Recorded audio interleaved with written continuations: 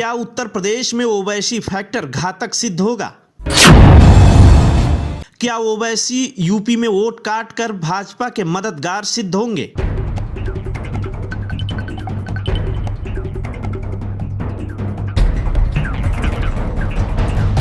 भले ही असदुद्दीन ओवैसी को किसी का सहयोगी या वोट कटवा माना जाए, लेकिन ये भी सच है कि असदुद्दीन ओवैसी के रूप में मुसलमानों को हिंदुस्तान में एक बड़ा चेहरा मिल गया है। असदुद्दीन ओवैसी पहली बार 2004 में हैदराबाद से सांसद बने। राजनीतिक घराने से हैं असदुद्दीन ओवैसी। ओवैसी के पिता सुल्तान सलाउद्दीन 1962 में आंध्र प्रदेश की एक विधानसभा से विधायक थे। 1984 में सांसद थे और 2008 में उनका निधन हो गया। पिता के निधन तक असदुद्दीन ओवैसी राजनीति के मंझे खिलाड़ी बन चुके थे। अपनी पार्टी AIMIM को उन्होंने एक नई और बड़ी पहचान दिलाई। ओवैसी राष्ट्रवाद और इस्लामवाद दोनों को साथ लेकर चलते हैं। मुंबई हमलों के बाद ओवैसी ने जकीउर रहमान लखवी और हाफिज सईद के खिलाफ भाषण दिया कि जो भारत का दुश्मन वो मुसलमानों का दुश्मन है। खैर, इसकी प्रशंसा पूरे देश में हुई, लेकिन गौहत्या और 3 तलाक के मुद्दे में असदुद्दीन ओवैसी सरकार से लगातार 1 to 1 करते रहे और बयानों में काफी सामंजस्य भी बैठाने की कोशिश की। खैर, इस दौरान कुछ हुआ हो या ना हुआ हो, लेकिन वो सुर्खियों में जरूर रहे हैं। यही कारण रहा कि ओवैसी ने हैदराबाद से निकल दूसरे राज्यों में पैर पसारना शुरू कर दिया। 2020 में हुए बिहार चुनाव में ओवैसी ने 5 विधायक बनाए, लेकिन इस खुशी के बीच उन मुसलमानों के बीच निराशा जरूर दिखाई पड़ी जो भारतीय जनता पार्टी के खिलाफ सोचते हैं। ऐसा उनका मानना है कि अगर असदुद्दीन ओवैसी बिहार में वोट कटवा की तरह काम नहीं करते तो राष्ट्रीय जनता दल के नेतृत्व में तेजस्वी यादव मुख्यमंत्री बनते। लेकिन बिहार से जगमगाए असदुद्दीन ओवैसी बंगाल चुनाव में पहुंच गए, लेकिन ममता बनर्जी की हवा के सामने असदुद्दीन ओवैसी कोई कमाल नहीं कर पाए। लेकिन अब उत्तर प्रदेश में 2022 में विधानसभा चुनाव होना है। ऐसे में असदुद्दीन ओवैसी की पार्टी भी मैदान में उतरी है।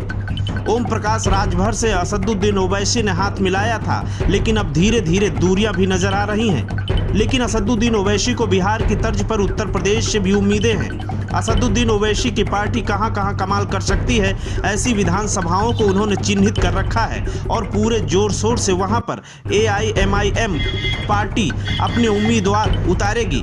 अभी तक उत्तर प्रदेश में समाजवादी पार्टी मुस्लिम और यादव की एकजुटता के साथ कुछ अन्य जातियों के सहयोग से सरकार बनाती रही है, लेकिन अगर असदुद्दीन ओवैसी उत्तर प्रदेश के मुसलमानों को समझाने में सफल रहे तो ऐसे में अखिलेश यादव का नुकसान असदुद्दीन ओवैसी कर सकते हैं।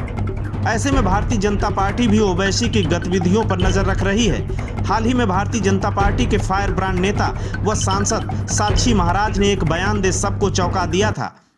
उन्होंने बयान दिया था कि असदुद्दीन ओवैसी उनकी मदद कर रहे हैं। खैर, ये सवाल और गहरा जाता है जब नज़र 2 तरफ जाती है। एक तरफ आजम खान और दूसरी तरफ असदुद्दीन ओवैसी को जब देखा जाता है तो एक सवाल मन में जरूर आता है कि नरमी से पेश आने वाले आजम खान जेल की सलाखों के पीछे हैं, तो भारतीय जनता पार्टी को प्रखरता से घेरने वाले असदुद्दीन ओवैसी खुलेआम कैसे घूम रहे हैं? क्या वाकई भारतीय जनता पार्टी असदुद्दीन ओवैसी के हाथों उत्तर प्रदेश में खेल करवाना चाहती है? क्या समाजवादी पार्टी के लिए असदुद्दीन ओवैसी की पार्टी AIMIM वोट कटवा के तौर पर 2022 के चुनाव में नजर आएगी?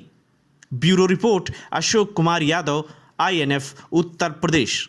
नहीं, और मैं ये कहना चाहूँगी कि ओवैसी जी जो हैं वो सिर्फ मुसलमान को बांटने का काम कर रहे हैं।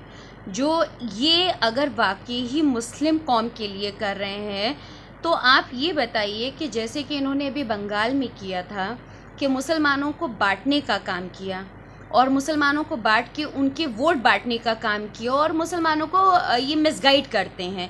अगर आप देखें कि कोई भी अगर बीजेपी के खिलाफ बयान देता है तो उस पर कार्रवाई हो जाती है, मगर इनको इतनी खुली छूट है कि ये किसी भी तरह के बयान देते हैं और इनके ऊपर बीजेपी सरकार कोई कार्रवाई नहीं करती है, जिससे साफ पता चलता है कि ये बीजेपी को जिताने का काम कर रही है और मुसलमानों को बेवकूफ़ बनाने का काम कर रहे हैं और इनकी ये कटनी करनी यहाँ नहीं चलेगी।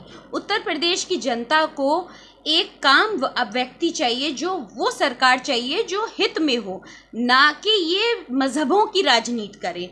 और ओवैसी जी को मज़हब की राजनीति से बाहर आना चाहिए, मुसलमानों को मिसगाइड करना बंद करें वो, क्योंकि आज जनता पढ़ी लिखी है और ये मुल्क आज़ाद है, जहाँ पे जिस तरह से हम कह सकते हैं कि बीजेपी सरकार जो है वो भी कहीं ना कहीं हिंदू मुस्लिम विवाद खड़ा करती हैं, ऐसे उनके विवादित उनके बयान आते हैं, वो मुसलमानों को और हिंदू को बांटने का काम करती हैं। तो जनता जागरूक है, और जैसे आप जानते हैं कि समाजवादी पार्टी और हमारे राष्ट्रीय अध्यक्ष श्री अखिलेश यादव जी ने सबका साथ सबका विकास का जो हमारा एक नारा है उस पर काम किया है और सबको साथ लेके चले हैं, चाहे वो हिंदू हो, चाहे वो मुसलमान हो या किसी और धर्म से हो।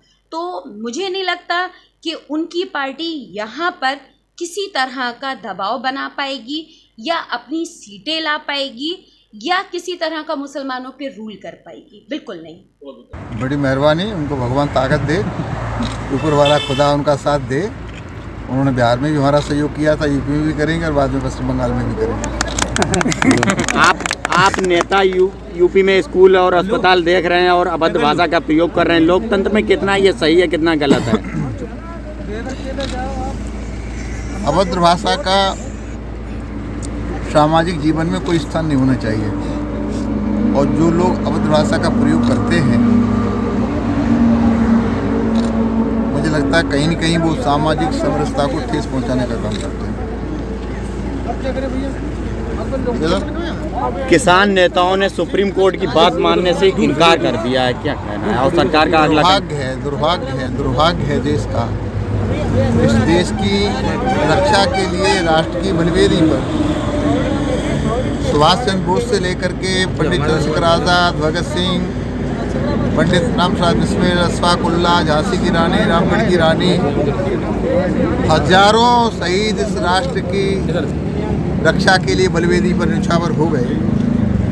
लेकिन दुर्भाग्य से कुछ लोग पूर्वाग्रही, परिवारवादी, जातिवादी, स्वार्थी लोग न सुप्रीम कोर्ट को मानने के लिए तैयार हैं, न सरकार को मानने के लिए तैयार हैं, न संविधान को मानने के लिए तैयार हैं।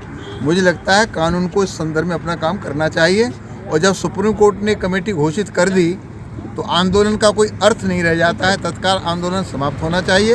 और जो कमेटी है उस कमेटी के सामने अपना तर्क प्रस्तुत करना चाहिए, जो निर्णय है उसका सबको सम्मान करना चाहिए। मैं सुप्रीम कोर्ट के आदेश का बहुत बहुत सम्मान करता हूँ। भाजपा का टारगेट इस समय अल्पसंख्यक मुसलमानों के ऊपर ज़्यादा है इस समय। भाजपा का टारगेट अल्पसंख्यकों पर नहीं है, भाजपा का टारगेट सबका साथ, सबका विकास, सबका विश्वास। भारतीय जनता पार्टी विश्व का सबसे बड़ा लोकतांत्रिक दल है, इसलिए हमारे भारत के भाग्य विधाता यशस्वी प्रधानमंत्री नरेंद्र भाई मोदी ने एक महामंत्र दिया है, सबका साथ, सबका विकास और सबका विश्वास। तो हम मुसलमानों का भी विश्वास जीतने में लगे, उनका विकास करने में लगे हुए हैं। और मुझे लगता है मुसलमान इस बात को हृदय की गहराई से समझने लगा है। पिछले 65 साल तक हिंदुस्तान के मुसलमान को तुष्टीकरण के आधार पर केवल डराया गया, बीजेपी